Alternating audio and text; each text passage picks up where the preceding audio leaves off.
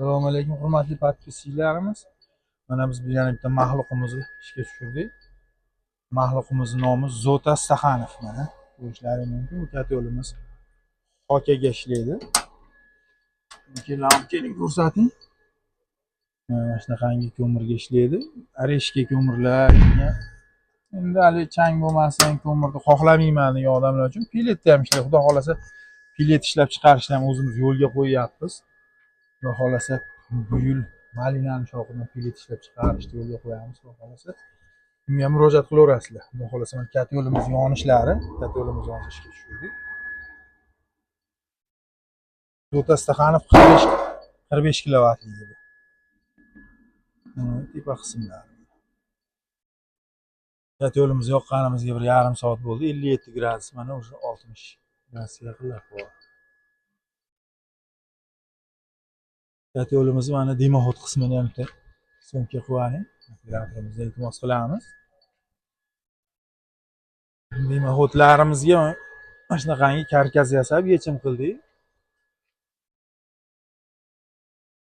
Yoqqan bo'lsa bitta like bosasizlar. Necha kilovatni istaladi endi katta yo'lingiz? 450 kvadrat joyga moslashgan. Hozir xonadonimizni ham ko'rsatib o'tamiz. Yuring.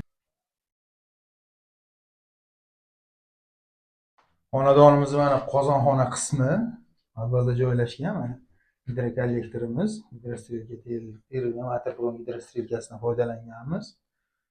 Bitta nasoslarimiz chistotli nasoslar, radiator qismi отдельный mana past baland qilib regrovka qilinadi. Mana tupli pol qismi montryox ходовойлari bilan qo'yilgan. Xonadonimiz katta xonadon.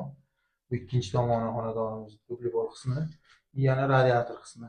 Boylerimiz gidrostrelka orqali isiydi. Boylerimiz quyosh paneldan ham isiydi, elektrda ham isiydi. Resirkulyatsionni qilib yig'ilgan.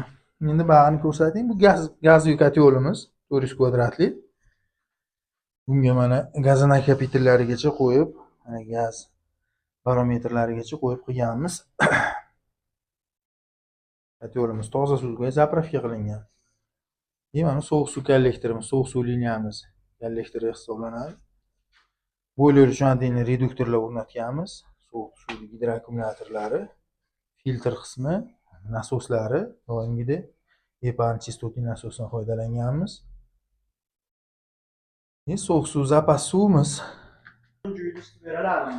Nima deyapsiz? Hazillashyapsizmi? Zota katta yo'li bilan YouTube'da ko'rsating, aylanasiga uy, mana shuncha uydi.